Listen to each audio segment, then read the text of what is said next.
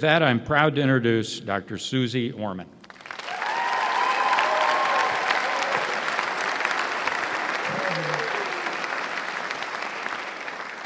Thank you to the dean, to the faculty, to the staff, but mainly to the doctors of 2013. I congratulate you.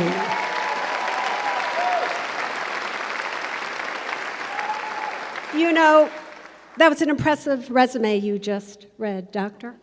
But the most impressive thing that you did not hear was that I was a waitress to the age of 30, making $400 a month, having had been a waitress for 7 years.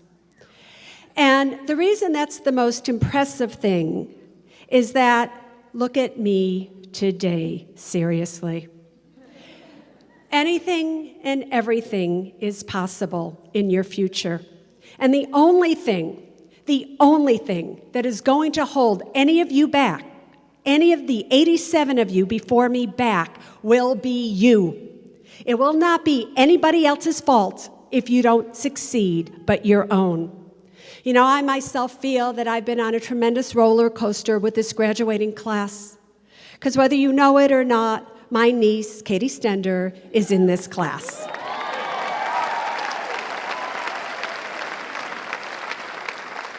So before we go forward, I'd like us to just take a little trip back as to what she put me through. And I know all of you will relate to all of this. So it started with, I want to be a vet.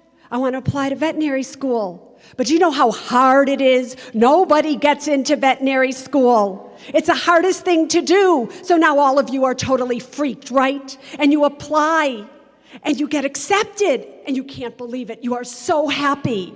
And now we're on this roller coaster. The roller coaster has started.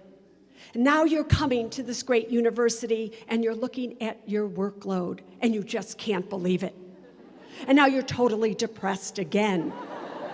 And now here you are depressed, you don't know what to do. And now you're getting into the hang of it. And you're starting to do things that you never thought you'd be able to do before. And now you're getting one great grade after another, and you're passing. And you're so excited. And in fact, you get to the point where a little bit ago you receive your coat. And then you start clinics. Do you have any idea how hard clinics are, the rotations? You know, I'm not going to see any of you for 18 months or whatever it was, and you could not believe the things that you were going to do in clinic, and yet you did it. And one clinic after another clinic, you realized that all of you were becoming doctors, and you were really doing this. And then you get depressed again, because now boards are coming up.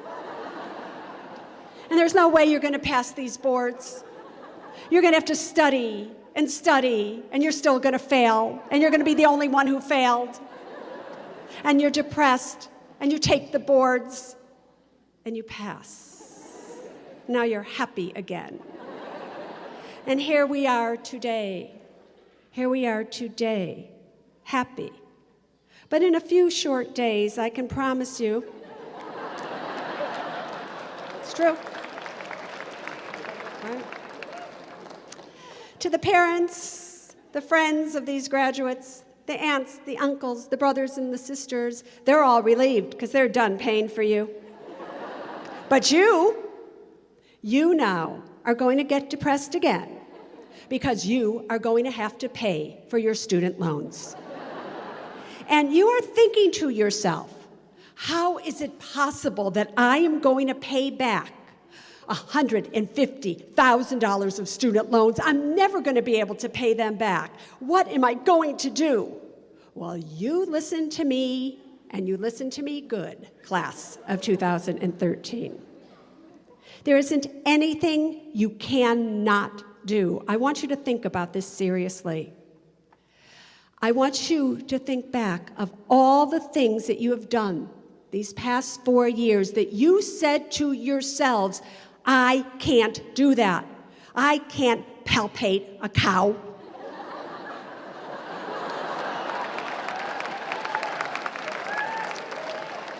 And actually, I don't know which is worse, palpating a cow or taking semen from a horse. But you did it, didn't you? You did things that in a million years, no matter how much they paid me, I would never do.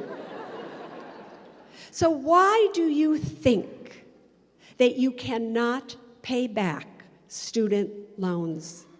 It is just money, people. It is just money. And if you continue to think that you can't, I'm here to tell you, you never, ever will. Your words, every single word that you use is far powerful than you have any idea.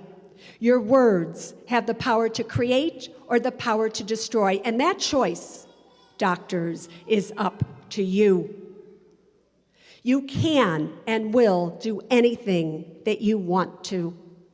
And all you have to do is take it one day at a time.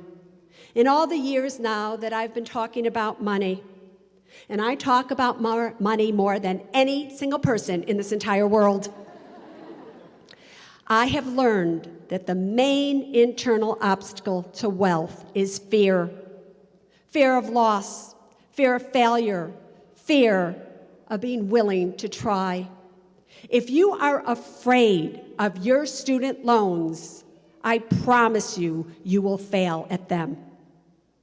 But if you can look at your student loans as just a small part of what has allowed you to become what you want to be, then you start to put them in the right perspective. I do not want one of you in this class to ever say, I hate my loans, I don't want to pay them back, I'm never going to be able to live. I want you to say, I love the fact that I'm going to pay my student loans. I love the fact that one day I'm going to be out of student loan debt. And if you just understand that it is the one loan that you have got to pay, you cannot put it in deferment. You cannot put it in forbearance. You have got to pay it. Then you will have it under control. One of the calls I get most on my show happens to be from students from veterinary school, calling me saying they graduated with $150,000 of debt, but they decided to put it on deferment and not pay it. And everybody let them do it for 5 years, 10 years, believe it or not. And now they owe $300,000, and now they don't know what to do. Please know that student loans, in most cases, cannot be discharged in bankruptcy. Please know that student loans are also one of the highest interest rates that anybody is paying today. You are paying higher than a car loan, higher than a mortgage. So the financial institutions will want you not to pay the loans so that they can grow and grow and grow, because then they have the legal authority to come after you, and there's nothing you can do about it. You can get the upper hand of your lives if you simply make sure that right now, even though you may be in the grace period, right here and right now, you start paying your loans back. How do you pay your loans back? You pay your loans back by obviously going out there and getting a job. Now, many of you are looking at the jobs that you want to get as to how much these people are willing to pay you. Stop it. That is not what you should be doing. What you should be doing is understanding that this is your time. This is your time to work somewhere that you want to work regardless of what they're going to pay you. And if you could also understand that your role now is to make those you are dependent on a paycheck for dependent upon you. Did you understand what I just said to you? Your goal is to make those you are dependent on a paycheck for dependent upon you. How do you do that? If you're supposed to be there at 8, you show up at 7. If you're supposed to stay till 5, you stay till 6. If you're not supposed to work weekends, you come in at weekends. You make those who are paying you take note of you. They will then become dependent upon you. And once they are dependent upon you, you can write any ticket that you want. But if you just go for money, and you think it's all just about getting more and more money, you have already failed.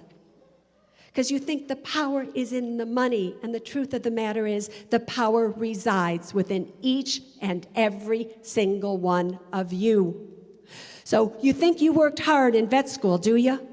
You haven't even started to work hard. Because now is the time that you need to give it 24 hours a day, 7 days a week. Everybody always comes up to me and they say, "Oh, I want to be like you, Suze Orman." And I go, "Really? I don't think these people would want to work as hard as me, ever." But I work hard, and that's why I went from a waitress to being the most listened to personal financial advisor in the world today. There are ways for you to live your life. There are going to be many people who tempt you to spend money. They're going to say, "Let's go on vacation. You worked so hard. You deserve a break. Let's get this car. Let's do this." If you were to simply live your life by these following 3 laws when it comes to money, I promise you, you will have everything that you want if you're just willing to be patient a few years. The very first law: you need to live below your means, but within your needs. What you will find in life, if you are like most people, the more money you make, the more money you spend. You will say, "I can buy this because I can afford it, because next year I'll be making more money." If you simply could live a lifestyle below your means, you bring home $5,000 a month, spend $3,000. Most people spend exactly what they bring home. So if you could live below your means, but within your needs, now you're going to have money to start to save. Next law: you are only to buy things that happen to be a need, not a want, because that is how you learn to live below your means. You walk in a place and you see something. I want you to ask yourselves the question, is this a need or is this a want? If it is a want, you are to walk away. If it is a need, you are to buy it. What is a need? A need is gasoline to get to work, not gasoline to go on vacation. A need is food in a grocery store, not food in a restaurant. If you were to live your life like that, now we're starting to save money. And last but not least, can you get as much pleasure out of saving as you do spending? These are your most important years to building wealth. These are your compounding years. And I just want to give you a little bit of an example. Here you are, and let's just say you're 25. I know a lot of you are there, some of you are older, but just let's say that. Do you know if you put $100 a month away starting at 25, and you did so every single month into a Roth IRA, and you did so for the next 40 years, when you are 65, you would have $1 million if that Roth IRA created normal market returns for you. That's at $100 a month. If you decide, 25, I have time. Why don't I wait till I'm 35? What difference can $100 a month, $1,200 a year, $12,000 over 10 years, what difference can that make? So you start at 35 rather than 25, how much do you think you would have at 65? You would have $300,000.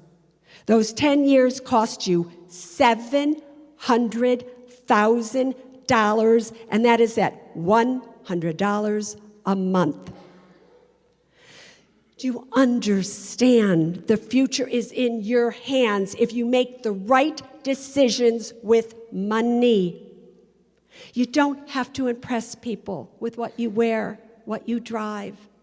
The earrings that I have on are my only pair of earrings. If you look at any book that I have written dated all the way back to 1995, you would see me in the same pair of earrings for every single picture. I have one purse, and that one purse I have had since 1998. And if you think I can't afford earrings or purses, you are wrong. But I get more money saving, more pleasure saving than I do spending. And now I can do anything that I want. So the future students, the future doctors, your future is up to you. You need to keep good company. You need to keep company that wants you to have more and not spend it on all these things that don't even mean anything. You know, this is an incredible class. This really is a kumbaya class. And there's a saying, and Maya Angelou said it very well. It's her quote. She says, "You might not remember what was said here. You not even might remember what was done here, but you will absolutely remember how I made you feel." And I want to make sure that you never, ever forget how I made you feel. So for the class of 2013, I've minted a special coin for each and every one of you. And as you come up to get your diploma, I will be giving it to you. If you watched the Suze Orman show, if you were smart enough to do so,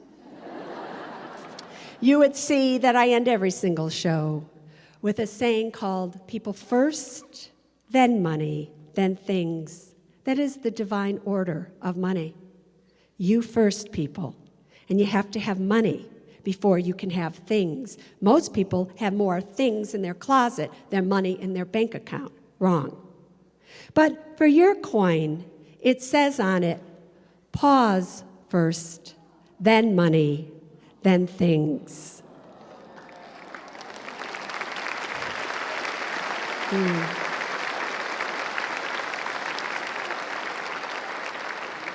It has on it for you the logo that I already heard 10 of you have already had tattooed on your bodies. Right.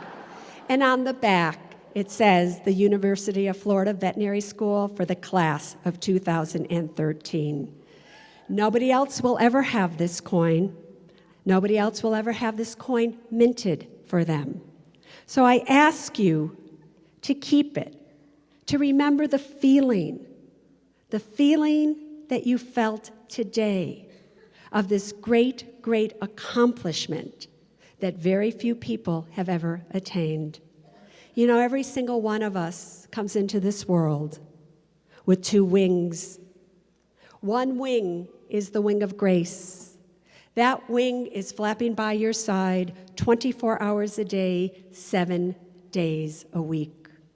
The wing that every single one of you bring to this equation is the wing of self-effort. When the wing of self-effort flaps equally as hard as the wing of grace, every one of you is going to have flight into the world of unlimited possibilities where anything and everything is possible. You can do this, doctors. You've already done the impossible. Why not do the probable and be the greatest vets of all time? To the class of 2013, my hat's off to each and every one of you. Thank you.